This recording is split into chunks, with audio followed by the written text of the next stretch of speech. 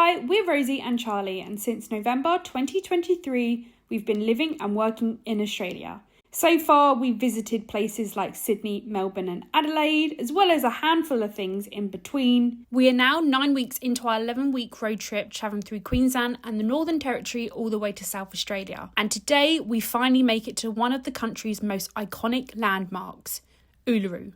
Afternoon, everyone. So, as you can tell by the thumbnail and the title, we're in Uluru. We arrived here around 1 o'clock. And by here, I mean Ayers Rock Resort, and it is extremely fancy. But we are setting off now to go see Uluru, the sunset. Not sure how it's gonna work, because this is basically like a town. So there's a hell of a lot of people probably wanting to do the same as us. Made it here, it is busy. There's loads of cars in the car park. Luckily, we weren't having much issues getting a parking space. Although it may not be so easy finding somewhere to stand. Some people have got really good ideas. Get a chair out on the top of their cars. And this is when we realised how underprepared we really were to everyone else. We parked all the way back up there, but we've walked basically all the way down, and there is a lot less cars and people this end. And it means that you get this kind of to yourself, which is much better, because down there is cramped. We did come here earlier, so maybe I'll rewind to when we were here earlier. 3 hours later, and we've made it to our accommodation. It's just gone 1 o'clock. We're staying at Ayers Rock Resort, which is like the only place that you can stay basically in the Uluru area. It's like a full-on town. Did you see the map? Currently, we're at their petrol station. And we went past a police station, we went past a fire station, we went past a little supermarket. Literally has everything, but I guess because you are so in the middle of nowhere, you kind of have to have that. So once we've finished with the top up, we're going to make our way there and see what everyone's talking about. On the drive through, you're very briefly stopped by the ticket booth to immediately be introduced to this iconic scene. Standing at 348 metres, this monstrous sandstone is a sight to behold, and no wonder it's a UNESCO site with thousands of visitors each year. 15 minutes down the road and here we are. It looks really small from there. I'm telling you, it's a lot bigger in person than it does like in videos. So that's zoomed out, but if I zoom in, that's probably still not doing it any justice.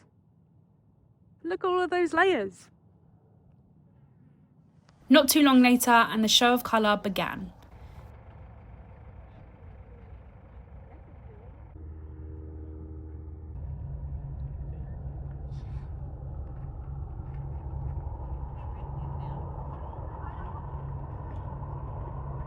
So that is just a little sneak peek. We are here for 3 days, so hopefully it gets better and better, and our game of picking a spot, getting our chairs out, having our drink will get better. I've turned into a real old man though.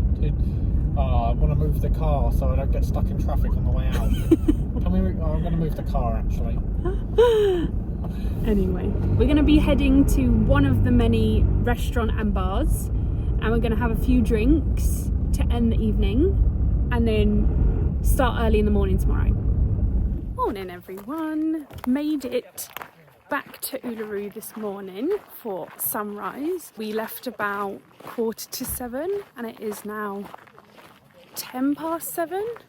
The sun has risen a little bit, but it's really nice to actually drive in from going from dark, seeing all the colours. It's not as busy as the sunset, and this is actually a different car park than the other one, but as you expect, everyone basically comes at the same time, so there is a bit of a queue getting through the pass control. And yes, it is bloody freezing. It is 4 degrees this morning, so again, lots of layers.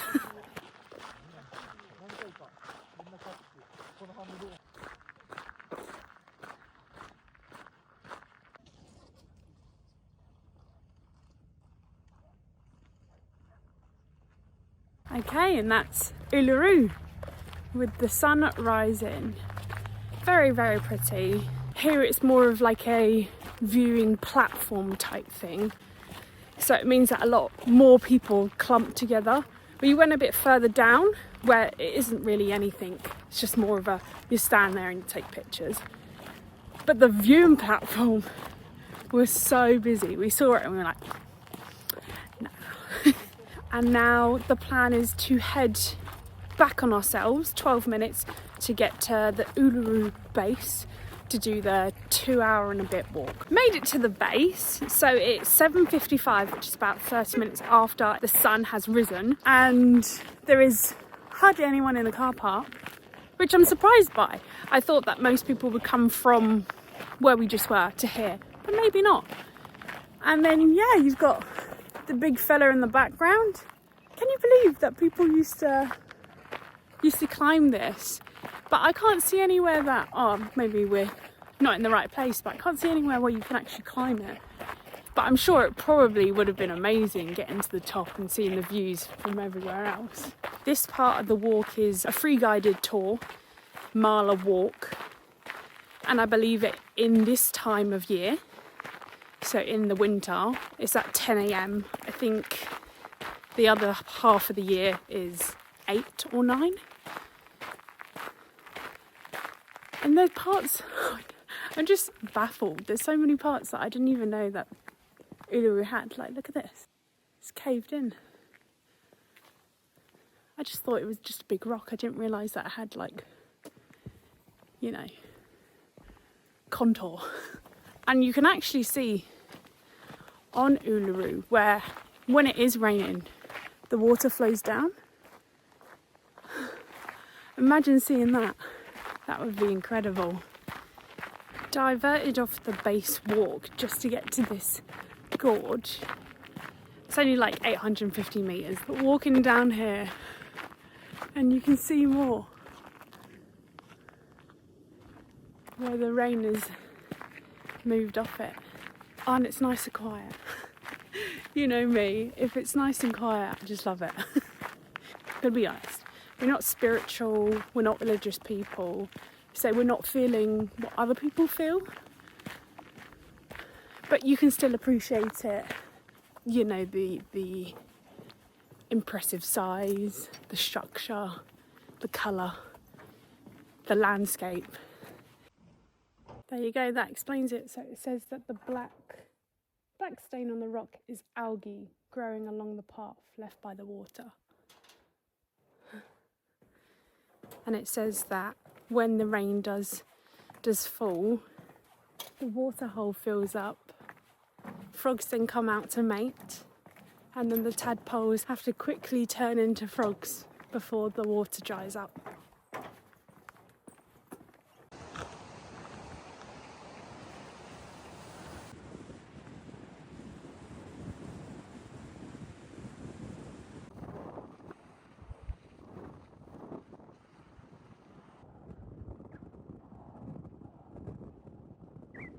A little bit further up the track, you get to a gravel bit right by the side of the road. Along there are areas where you can't photograph or film, and this is one of them. So whilst I can't show you anything, I'll let you know about the pass situation. Uluru has a separate pass to the Northern Territory, similar to the Kakadu Pass. There is options for a 3-day or a year. We got the 3-day pass, which costs $38. Frankly, if you're coming this far, 1 day isn't enough. And once you've been here once, that's probably ticked off the bucket list. You've done everything you need in those 3 days. Back to it, you're on almost like the back end. Looks like sand from far away. It's like a big dune with indents. Got loads of texture. We're still looking for where you would have climbed it. Because it doesn't look like there's anywhere that you would have been able to. Unless the only way that you climbed it was with,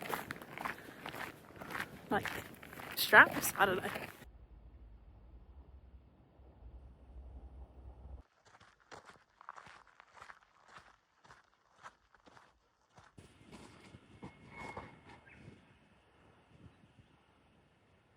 We're now about an hour into the walk and we haven't actually made it halfway yet. Still, it's quite quiet. We've seen some group tours now. So a bit earlier we saw 2 groups of the walking guided tours, But we've seen now 2 groups of the Segway tours. I know that they also do helicopter tours, or you can rent bikes to cycle round, and then the fancy evening meals, which of course, not in our price range. We'll stick to the free stuff. So this walk is obviously free, and as a result of kind of the resort acknowledging that it's very expensive and there's nothing else around here to do, they do offer some free activities. This includes a bushtucker workshop, a guided garden walk, a survival talk, and our favourite of them all, a didgeridoo workshop. The best way I can explain this to you here on the spot, without you having a didgeridoo on you, it is like the sport swimming stroke butterfly. Here up.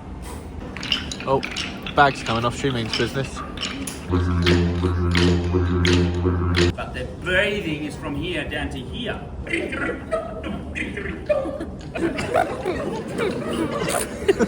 Watch and listen. Now cheek out.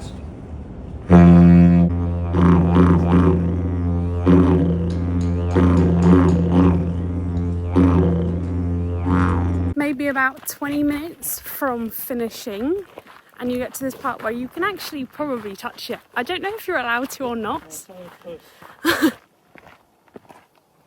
There you go, touch Uluru. Despite it being like 9:45, it's still shaded by the sun. I'm sure it probably doesn't get the sun until at least 3-4 o'clock. One last detour off the main trail and you get to this little water hole. Oh, pretty. There you go. We should only have like 10 minutes left of the walk. This end, or beginning, shall we say, looks a bit more busier. I don't know whether or not because people know that it's got more to it, or just because it's later in the day, almost 10 o'clock now. But I like these little trails off because not many people do them and they're so quiet and peaceful.